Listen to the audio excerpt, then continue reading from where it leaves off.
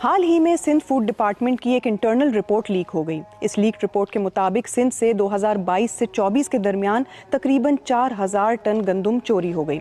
اب سوال یہ بھی اٹھتا ہے کہ 4000 ٹن گندم چوری کیسے کی جاتی ہے، اس کو مختلف مقامات تک کیسے پہنچایا جاتا ہے، اور ساتھ میں یہ بھی کہ اس میں اسمگلنگ کا ایلیمنٹ کتنا ہے۔ تو آئیے دیکھتے ہیں کہ یہ تمام تر معاملہ کیسے طے پاتا ہے۔ اسی بات کی جانچ کرنے کے لیے میں نے حیدرآباد کا رخ کیا، جہاں گندم کے سرکاری اور پرائیویٹ گودام بھی موجود ہیں۔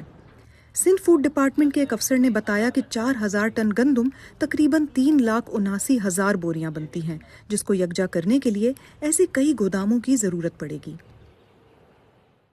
حیدرآباد کا نام اس رپورٹ میں ان 4 شہروں کی فہرست میں شامل ہے جہاں 2022 سے لے کر 2023 تک گندم کی شدید کمی رپورٹ ہوئی۔ ان علاقوں میں شہید بے نظیر آباد، حیدرآباد، سکھر اور لاڑکانہ شامل ہیں۔ اب جب ادارے نے انکوائری کا حکم دیا تو پتہ چلا کہ چوری ادارے کے اندر سے ہی ہوئی تھی۔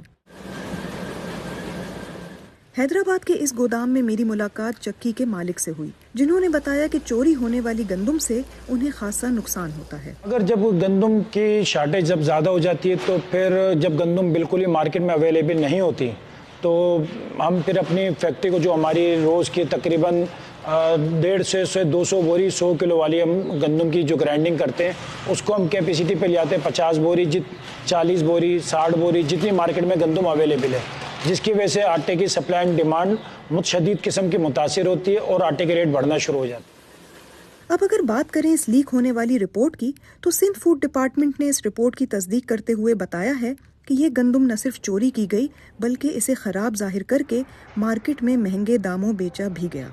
اگر یہ رپورٹ تیار ہو گئی ہے تو کیا اس پر اب تک کوئی کارروائی کی گئی ہے؟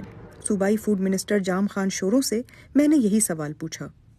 اسیسمنٹ کمیٹی کی رپورٹ آنی ہے ہمارے پاس، کتنی ڈیمیج ہوئی ہے، کتنا ان لوگوں نے جھوٹ بولا ہے یا انہوں نے گندم غائب کی ہے، اس کے اوپر ایکشن لیا جائے گا۔ ان کمیٹیز میں سے پہلے تو رپورٹ آنی ہے ڈیمیج اسیسمنٹ کمیٹی کی، جو فزیکل اس کی رپورٹ ابھی تک ہم ویٹ کر رہے ہیں، جس کا میں سمجھ رہا ہوں آپ ذکر کر رہی ہیں کہ وہ رپورٹ کوئی انسائنڈ کسی کو کے پاس ہے، لیکن سائنڈ کاپی ابھی تک ڈپارٹمنٹ کنسرن CMIT نے جو کمیٹی بنائی گئی تھی انہوں نے نہیں بھیجی۔ اگر وہ جیسے ہی ملے گی اس کی جو فائنڈنگز ہوں گی، کنکلوژن ہوگا، اس کے اوپر عمل کرتے ہوئے ایکشن لیں گے۔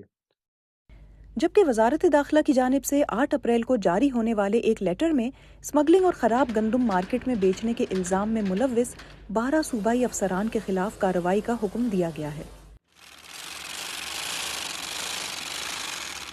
اب کچھ سوالوں کے جواب جان لیتے ہیں تاکہ سمجھ آ سکے کہ اتنی بڑی تعداد میں گندم کب اور کہاں سے چوری کی گئی اور اسے مارکیٹ میں کس طرح سے بیچا گیا۔ جب یہی سوال سندھ فوڈ ڈپارٹمنٹ کے افسران سے پوچھا تو ان میں سے 2 نے اپنا نام اور عہدہ ظاہر نہ کرنے کی شرط پر بات کی۔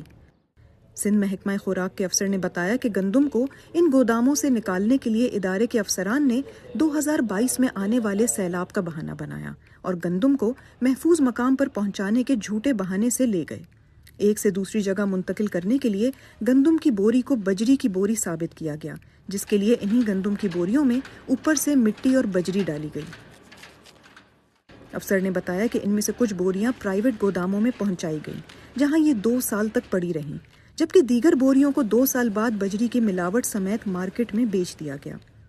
اسی بات کی تصدیق سندھ محکمہ خوراک کے ایک اور افسر کرتے ہوئے بتاتے ہیں کہ ان 3 لاکھ بوریوں میں سے بیچی جانے والی گندم جانوروں اور انسانوں کے کھانے کے لائق بھی نہیں تھی۔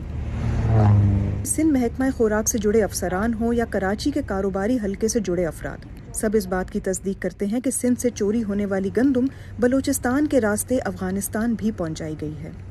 اس بات کی تصدیق بلوچستان کے علاقے چمن میں موجود ایک افسر نے بھی کی اور بتایا کہ پچھلے 1.5 سال میں سندھ کے مختلف گوداموں سے کراچی پہنچنے والی گندم لیاری کے راستے بلوچستان اور پھر وہاں سے افغانستان پہنچائی گئی ہے۔ اب گندم کو چوری ہونے سے کیسے بچایا جائے؟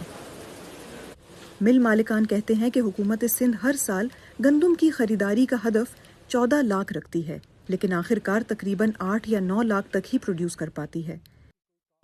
صوبائی وزیر خوراک جام خان شوروں نے BBC سے بات کرتے ہوئے کہا کہ اس وقت سب سے بڑا مسئلہ پاک افغان سرحد سے ہونے والی اسمگلنگ کا ہے۔ دیکھیں، پاکستان کا ڈائلاما یہ ہے کہ ہمارے پورنگ بارڈرز ہیں، वो खाली गंदम के हवाले से नहीं, बहुत सारी चीज़ों के हवाले से हमारी इकोनॉमी को नुकसान दे रहे हैं। लेकिन जब हमें ये पता चलेगा कि ये गंदम स्मगल हो रही है और ये जा रही है, तो फिर हम इंट्रा प्रोविंशियल बैन लगा देंगे। पाकिस्तान जैसे मुल्क में जहां पहले से ही गंदम का हर दूसरे साल मसला पैदा होता है, वहां मिल मालिकान का कहना है कि गंदम की चोरी जैसे वाकयात को रोकना एक अशद ज़रूरत है।